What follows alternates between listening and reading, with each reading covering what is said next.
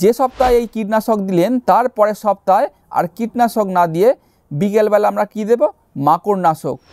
সপ্তাহে আমরা একদিন দেব এনপিকে 14-35-14। নমস্কার বন্ধুরা, আমি বাপন, আপনাদের প্রিয় বং গ্রিন নেচার চ্যানেলে আজকে চন্দ্রমল্লিকা সিরিজের দ্বিতীয় পর্ব নিয়ে চলে এসেছি।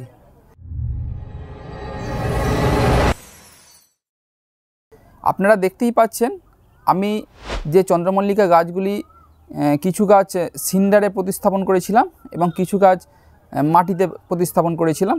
আজকে প্রায় 20 থেকে 25 দিন পর গাছগুলির অবস্থা আপনারা দেখতেই পাচ্ছেন। মাটির মিডিয়াতে আমি 2.5 ইঞ্চি টবে বসিয়েছিলাম আর সিন্ডার মিডিয়াতে 4 ইঞ্চি টবে। চন্দ্রমল্লিকা সিরিজের আমার প্রথম ভিডিওতে চন্দ্রমল্লিকার চারা কিভাবে বসাবেন সেটি সম্পূর্ণভাবে দেখানো আছে এবং তার প্রথম 1 মাসের পরিচর্যা সেই ভিডিওতে বলা আছে। আপনারা চাইলে আই বাটনে ক্লিক করে সেই ভিডিওটি দেখে আসতে পারেন। আজকে আমি আপনাদের সামনে মাটির মিডিয়াতে 2.5 ইঞ্চি টব থেকে আমরা এখানে একটা 4 ইঞ্চি বা 5 ইঞ্চির একটি টব নিয়েছি। এই টবেতে এখান থেকে প্রতিস্থাপন করে 5 ইঞ্চি টবে নিয়ে যাব এবং তারপরে সিন্ডার মিডিয়া এবং মাটির মিডিয়া 5 ইঞ্চি টবে আমরা কিভাবে পরিচর্যা করব সেটাই আপনাদের সামনে তুলে ধরব। প্রথমে আমি এই 2.5 ইঞ্চি পট থেকে গাছটিকে কিভাবে বার করছি একটু দেখবেন। আমরা এর কিনারায় আস্তে করে ঠোকা দিলেই গাছটি বেরিয়ে চলে আসবে। গাছটি দেখতেই পাচ্ছেন এর গাগুলো পুরো রুটে ভর্তি হয়ে গেছে, একদম সুন্দর রুট বল তৈরি হয়েছে। এবার গাছটিকে আমি যদি টব পরিবর্তন না করে দিই তাহলে কিন্তু এই রুটগুলো কালো হতে শুরু করে যাবে। তাই এটাই পারফেক্ট সময় এই চন্দ্রমল্লিকার গাছটিকে 4 ইঞ্চি বা 5 ইঞ্চি টবে প্রতিস্থাপন করার।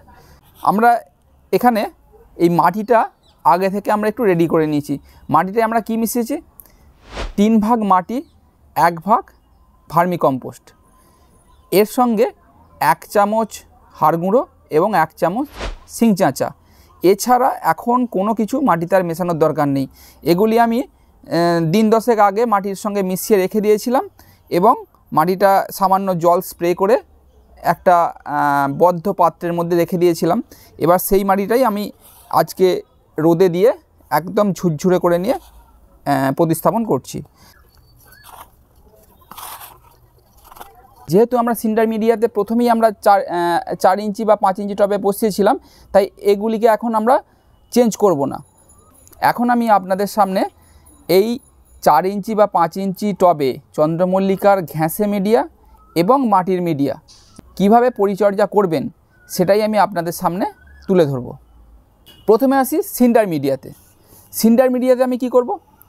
সপ্তাহে আমরা একদিন দেব এনপিকে 14-35-14। সেই দানা সারটি 1 লিটার জলে 2 গ্রাম মিশিয়ে ভালো করে সেটাকে গুলে নিয়ে জলের সঙ্গে গুলে গেলে যতটুকু জল প্রয়োজন এই সিন্ডার মিডিয়াতে আমরা দিয়ে দেব। সেখানে 1 লিটার জলে 5টা টবও হতে পারে, 6টা টবও হতে পারে, আবার 4টে টবও হতে পারে। যতটুকু জল লাগবে ততটুকু জল দিলেন। সপ্তাহে আমরা আর একদিন এনপিকে 20-20-20 1 লিটার জলে 2 গ্রাম মিশিয়ে এই টবের সিন্ডারে দিয়ে দেব। সপ্তাহে তাহলে আমরা 2 বার খাবার দেব।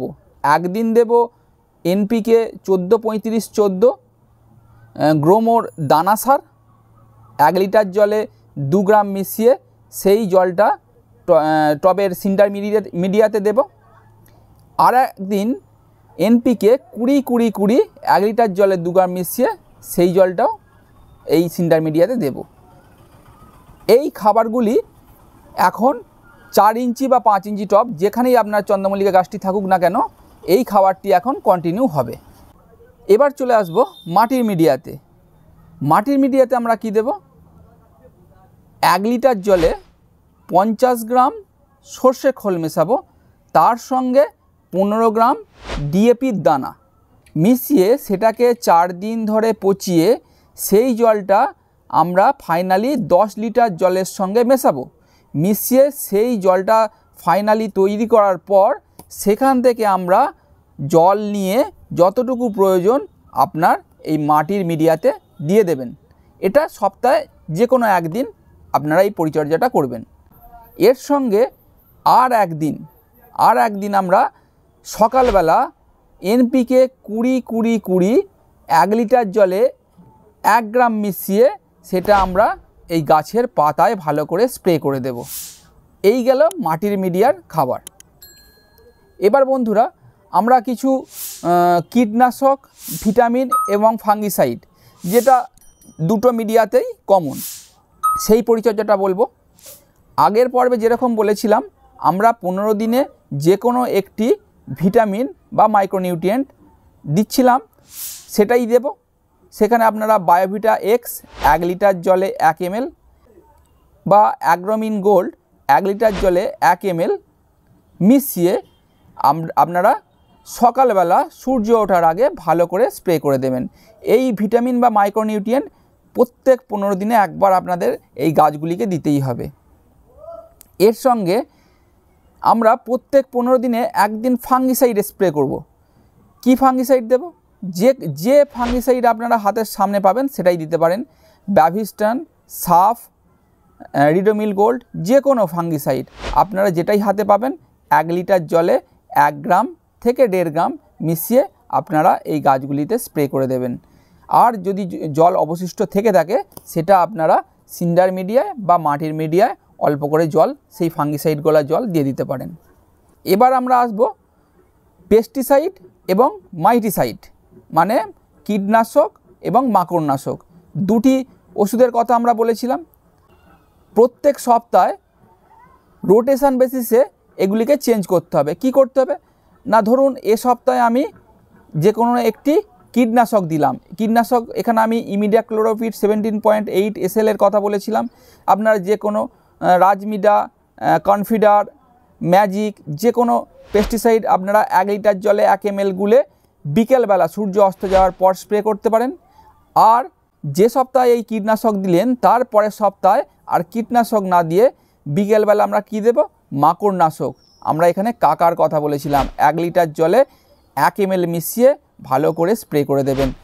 বিশেষ করে মাকড়নাশক পাতার নিচের দিকে স্প্রে করলে খুব ভালো কাজ করে, কারণ মাকড় সবসময় পাতার নিচের দিকে থাকে।